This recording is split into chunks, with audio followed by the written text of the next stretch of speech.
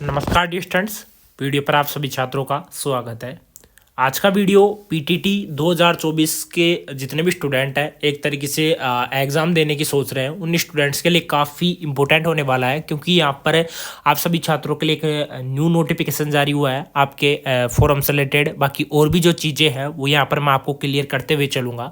अब देख सकते हो ये न्यू वेबसाइट है, क्योंकि आपको पता है कि लास्ट जो पीटीटी 2023 में कंडक्ट करवाया गया था पीटीटी का एग्ज़ाम, वो कंडक्ट करवाया गया था जीजीटीयू यानी गोविंद गुरु जनजातीय विश्वविद्यालय के द्वारा। इस बार वीएमयू वर्धमान महावीर खुला विश्वविद्यालय के द्वारा आपका जो एग्ज़ाम है या जो प्रोसेस वगैरह है जो भी रहेगा सब कुछ वीएमयू वर्धमान महावीर खुला विश्वविद्यालय के द्वारा ही यहाँ पर कंडक्ट करवाया जाएगा। इसकी वेबसाइट पर आप आने के लिए डायरेक्ट सर्च कर सकते हो pttvmu2024.com यानी 2024.com। ठीक है, अब इसी के बाद में यहाँ पर देख सकते हो, अब जैसे फर्स्ट में तो आप डेट वगैरह देख सकते हो, दोनों के लिए सेम ही है। जैसे कि आप देख सकते हो date of closure for filling of the online application form है, यानी कि 6 तारीख से आपके जो फॉर्म है वो स्टार्ट हो चुके हैं। 31 मार्च तक आपके जो फॉर्म है वो चलने वाले हैं। उसी के बाद में आपको जो फीस डिपॉजिट करवानी है उसकी लास्ट डेट भी आपकी 31 मार्च ही आपकी रहने वाली है। ठीक है, 31 मार्च के बाद में एंट्रेंस एग्जामिनेशन, ठीक है, जो एंट्रेंस एग्जाम होगा, ठीक है, जनवरी फरवरी मार्च अप्रैल मई जून, यानी कि 9 जून को आपका जो एंट्रेंस एग्जाम है वो कंडक्ट करवाया जाएगा। सभी छात्रों का एक ही साथ एक ही दिन में आपका जो एग्जाम है वो होने वाला है, चाहे पीटीटी 2 ईयर के स्टूडेंट हो चाहे फिर वो पीटीटी 4 ईयर के स्टूडेंट हो। ठीक है, उसी के बाद में आप यहाँ पर देख सकते हो इंपॉर्टेंट यहाँ पर नोटिफिकेशन आप सभी छात्रों के लिए जारी हुआ है। जैसे ही आप न्यू पर क्लिक करते हो तो आपके लिए एक नोटिफिकेशन ओपन हो जाएगा, जो कि यहाँ पर आप स्क्रीन पर देख सकते हो। ये नोटिफिकेशन आप सभी छात्रों के लिए काफ़ी इंपॉर्टेंट है, इसको मैं एक बार आपको पढ़कर बता देता हूँ। काफ़ी छात्रों के जो डाउट है वो क्लियर हो जाएंगे। फोरम से रिलेटेड काफ़ी डाउट रहते हैं, वो डाउट इसी वीडियो में आपके क्लियर हो जाएंगे। फर्स्ट जो क्वेश्चन चल रहा है छात्रों का वो चल रहा है, देखो सेकंड क्वेश्चन को मैं फर्स्ट में लेना चाहूँगा। क्या इस परीक्षा में नेगेटिव मार्किंग है? बिल्कुल नहीं है। ठीक है, इस परीक्षा में कोई भी नेगेटिव मार्किंग नहीं है। सेकंड है, क्या यह वर्धमान महावीर खुला विश्वविद्यालय द्वारा संचालित बीएड दूरस्थ शिक्षा में प्रवेश के लिए आयोजित की जा रही है? ठीक है, अब इसका आंसर है कि यह राज्य सरकार द्वारा आदेशित है। राज्य के लगभग 1400 महाविद्यालयों में द्विवर्षीय बीएड यानी 2 वर्षीय बीएड और 4 वर्षीय इंटीग्रेटेड बीएड बीएससी बीएड में प्रवेश हेतु आयोजित की जा रही है। ठीक है, कितने 1400 कॉलेज है उनमें यहाँ पर कंडक्ट करवाया जाएगा। अब 1400 में से आपका 2 ईयर बीएड के लिए जो कॉलेज रहेंगे वो ज़्यादा रहेंगे, 4 ईयर बीएड के लिए जो कॉलेज रहेंगे वो कम रहेंगे। थर्ड क्वेश्चन है कि आवेदन करते समय हमें कौन से दस्तावेज अपलोड करने होंगे? देखो काफ़ी छात्रों को पता नहीं है तो एक बार यहाँ से देख लेना। देखो आपको आवेदन करते समय केवल फोटो हस्ताक्षर, ठीक है, फोटो हस्ताक्षर एवं बाएं अंगूठे का निशान लेफ्ट थंब इम्प्रेशन ही अपलोड करने होंगे। प्रत्येक की साइज 100 KB से कम होनी चाहिए। ठीक है, ये चीज़ ध्यान रखना अगर आप खुद से अप्लाई कर रहे हो। नेक्स्ट है, मेरे पास वर्तमान में ओबीसी यानी कि अन्य पिछड़ा वर्ग का जाति प्रमाण पत्र नहीं है, क्या मैं ओबीसी श्रेणी से भर सकता हूँ फॉर्म? बिल्कुल आप नहीं भर सकते। ठीक है, यहाँ पर दिया गया है कि नहीं, आज की आवेदन तिथि तक आपके पास ओबीसी का प्रमाण पत्र होना आवश्यक है, जो 1 वर्ष से अधिक पुराना नहीं होना चाहिए। ये छात्र, आप सभी छात्र ध्यान रखना कि 1 साल से पुराना आपका जो भी सर्टिफिकेट है, जाति प्रमाण पत्र है, वो आपका नहीं होना चाहिए। 5वां क्वेश्चन है कि मेरा पेमेंट हो चुका है मगर मेरे पास अभी भी चालान नंबर नहीं आया है, तो क्या करूं? तो इसके लिए आप फॉरगेट चालान नंबर पर क्लिक कर सकते हो। रजिस्ट्रेशन नंबर से आप अपनी लॉगिन डिटेल डालकर प्राप्त कर सकते हैं, यानी कि जो भी आपका चालान नंबर है वो आपको प्राप्त हो जाएगा। 6 नंबर का क्वेश्चन है कि मेरा पेमेंट हो जाने के बाद में जब मैं लॉगिन कर रहा हूं तो पेमेंट नोट वेरीफाइड दिखा रहा है। तो इसका आंसर है कि अगर इसके लिए मतलब ऐसा आपके साथ हो रहा है तो इसके लिए आप चेक चालान पेमेंट स्टेटस पर जाकर पता लगा सकते हैं, या आप 24 आवर के लिए इंतजार कर सकते हैं।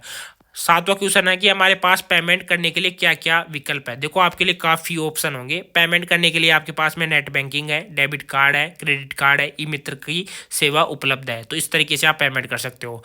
8वें नंबर का क्वेश्चन है कि मेरे कक्षा 7th में वाणिज्य विषय में, कक्षा 4 में वाणिज्य विषय है, क्या मैं मतलब कि 4 वर्षीय पाठ्यक्रम, ठीक है, BA B.Ed BSc B.Ed, ठीक है, मैं आवेदन कर सकता हूँ। यानी कि यहाँ पर क्लास 12th दिया गया है, ठीक है, क्या मैं आवेदन कर सकता हूँ? यानी अगर मेरे पास कॉमर्स सब्जेक्ट था 12th में, तो क्या मैं 4 year BA B.Ed BSc B.Ed के लिए आवेदन कर सकता हूँ या नहीं कर सकता? तो इसमें दिया गया है कि कक्षा अगर 12th में आपके पास में वाणिज्य और कला विषय के अभ्यर्थी केवल BA, ठीक है, B.Ed के लिए आवेदन कर सकते हैं। यानी कि अगर कोई 12th का स्टूडेंट है, अगर वो कॉमर्स कर रखा है तो आप BA B.Ed के लिए अप्लाई कर सकते हैं। अगर कोई BA कर रखा है तो BA B.Ed के लिए अप्लाई कर सकते हैं। कक्षा 12th में जो विज्ञान विषय के अभ्यर्थी, यानी जो BSc B.Ed एवं BA B.Ed के लिए आवेदन कर सकते हैं। यानी कि जो विज्ञान वर्ग के जो स्टूडेंट है वो BSc B.Ed BA B.Ed दोनों के लिए अप्लाई कर सकते हैं। और जो कला विषय के स्टूडेंट है, यानी कि जो आर्ट्स के स्टूडेंट है या जो कॉमर्स के स्टूडेंट है, वो केवल BA B.Ed के लिए अप्लाई कर सकते हैं। काफ़ी इंपॉर्टेंट चीज़ें हैं आप सभी छात्रों के लिए, अगर ध्यान दे रहे होंगे तो आपके लिए काम भी आने वाली है, ठीक है।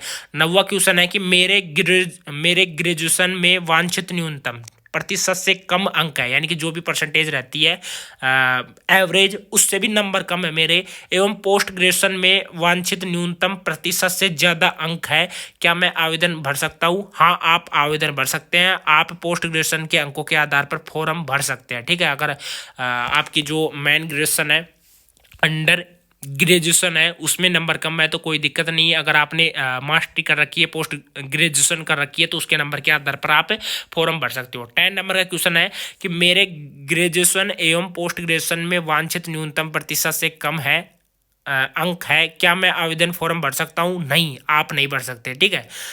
न्यूनतम प्रतिशत में किसी भी प्रकार की छूट नहीं है, 1 अंक की भी नहीं है। यानी कि मतलब इसका मतलब ये है कि अगर आपका जैसे 50 नंबर मिनिमम घोषित कर दिया गया है कि 50 नंबर से आपके 50 नंबर है, 50 नंबर से अबव रहेंगे तो ही आप फॉर्म भर पाओगे। तो इसी तरीके से ये है कि अगर आपके अंडर ग्रेजुएशन में, यानी कि UG में अगर आपके 50 नंबर से कम है तो आप फॉर्म नहीं भर पाओगे। अगर इसी के मतलब कि कंपेयर में अगर आपने पोस्ट ग्रेजुएशन कर रखी है और उसमें 50 नंबर से ज़्यादा है तो आप पोस्ट ग्रेजुएशन में से आप अपना जो फॉर्म है वो भर पाओगे। अगर पोस्ट ग्रेजुएशन में भी आपके नंबर कम है 50 से, तो आप फॉर्म किसी भी हालत में नहीं भर पाओगे, ठीक है। 11 नंबर का क्वेश्चन है कि मेरा अभी रिजल्ट नहीं आया है, क्या मैं आवेदन भर सकता हूँ? हाँ, आप आवेदन भर सकते हैं। यानी कि जो अपीयरिंग वाले जो स्टूडेंट है वो आवेदन कर सकते हैं। आवेदन का मतलब ये है कि अगर जैसे आप फाइनल ईयर के स्टूडेंट है, आपने एग्जाम वगैरह दे दिया और अभी तक आपका रिजल्ट नहीं आया और आपको पता है कि अभी आपका रिजल्ट आएगा, उससे पहले आपके जो फॉर्म है PTT के वो खत्म हो जाएंगे, यानी कि मतलब कि उनकी डेट है वो फिनिश हो जाएगी, तो आप फॉर्म भर सकते हो। रिजल्ट आपका तब चाहिए होगा जब आपको कॉलेज अलॉट होगी, कॉलेज में आपको TC वगैरह, मार्कशीट वगैरह ये सबमिट वगैरह, मतलब कि मार्कशीट की डिटेल वगैरह ये सबमिट करानी होगी, तब आपको TC वगैरह इनके लिए आपको कॉलेज का जो रिजल्ट है वो चाहिए होगा, ठीक है। बाकी आप भर सकते हो, लेकिन ऑनलाइन काउंसलिंग के समय तक आपका रिजल्ट आ जाना चाहिए। इसके अभाव में आपका फॉर्म स्वतः ही निरस्त माना जाएगा। मैंने जैसे क्लियर कर दिया कि रिजल्ट आपका काउंसलिंग के समय आ जाना चाहिए, क्योंकि वहां पर आपके कॉलेज वगैरह अलॉट होते हैं। नेक्स्ट क्वेश्चन है, यदि वेब पेज खुलने में काफ़ी समय लग रहा है तो मुझे क्या करना चाहिए? जैसे कि आप कोई भी वेबसाइट ओपन कर रहे हो, तो अगर वेब पेज में खुलने में दिक्कत आ रही है, बार बार एरर आ रही है, तो कुछ ही दिक्कत नहीं होगी। इंटरनेट द्वारा ऑनलाइन पंजीकरण की गति कई कारकों पर निर्भर होती है। जैसे इंटरनेट की गति, एक ही समय पर बहुत से अभ्यर्थी ऑनलाइन पंजीकरण हेतु प्रयास करते हैं इत्यादि। इसलिए यदि आपको पंजीकरण हेतु आवश्यक वेब पेज तुरंत नहीं खुल रहा है तो कृपया 15 मिनट का अंतराल के बाद में उसे दोबारा से ट्राई करें। आप रात को ट्राई कर सकते हैं। आपको सुझाव दिया जाता है कि आवेदन करने के लिए अंतिम तिथि से पूर्व ही आवेदन कर देवे। यानी कि अगर 12 तारीख आपकी लास्ट डेट है, जैसे कि 15 तारीख आपकी लास्ट डेट है, तो आपको 14 तारीख तक ही आपका जो आवेदन है वो भर देना है, ठीक है।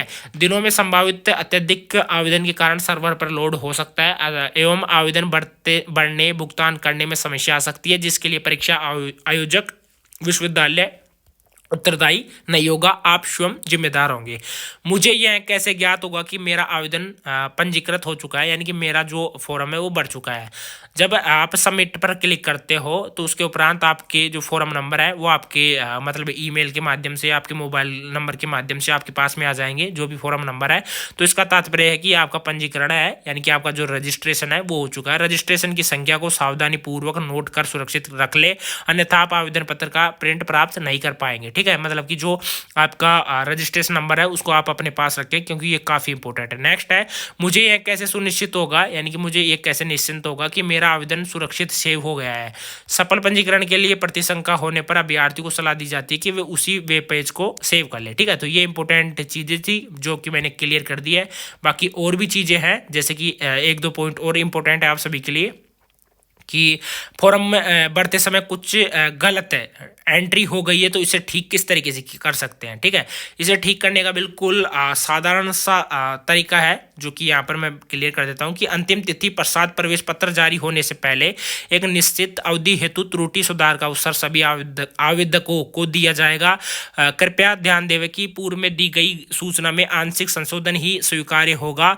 इस संबंध में विश्वविद्यालय का निर्णय अंतिम होगा। कृपया अंतिम तिथि बाद ही वेबसाइट का अवलोकन करें। साथ ही में फॉर्म भरने में कोई समस्या होने पर कहां संपर्क कर सकते हैं, आप 8 से लेकर सुबह के 8 बजे से लेकर शाम के 8 बजे तक इन नंबर पर कॉल करके पूछ सकते हैं। 2 नंबर दिए गए हैं, इन पर आप कॉल करके पूछ सकते हो अगर फॉर्म में किसी प्रकार की दिक्कत है। नेक्स्ट है, आवेदन शुल्क जमा करने में कोई तकनीकी समस्या होने पर कहां संपर्क करना है, आप सुबह 10 बजे से लेकर शाम के 6 बजे तक आप इन नंबर पर कॉल कर सकते हो। अगर आपका पेमेंट होल्ड हो गया, पेमेंट कट गया, पेमेंट दिखाई नहीं दे रहा है, तो आप इन पर कॉल कर सकते हो।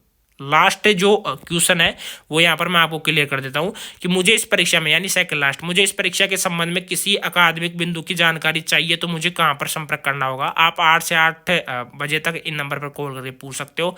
लास्ट क्वेश्चन है कि मुझे इस परीक्षा के संबंध में किसी बिंदु पर विस्तृत चर्चा करनी है, मुझे कहाँ संपर्क करना होगा। इन नंबर पर आप, या मतलब कि मेल दी गई है, इस मेल पर आप कॉल करके पूछ सकते हो। ठीक है, ये चीज़ें थी जो कि मैंने बिल्कुल आपको क्लियर कर दी है। ये एक नोटिस जारी हुआ था पीटीटी की तरफ से, पीटीटी विभाग की तरफ से, जो कि मैंने बिल्कुल क्लियर कर दिया है। अगर आपका अभी भी कोई डाउट रहता है तो आप मुझे कमेंट बॉक्स में कमेंट करके पूछ लेना। तब तक के लिए जय हिंद, जय भारत।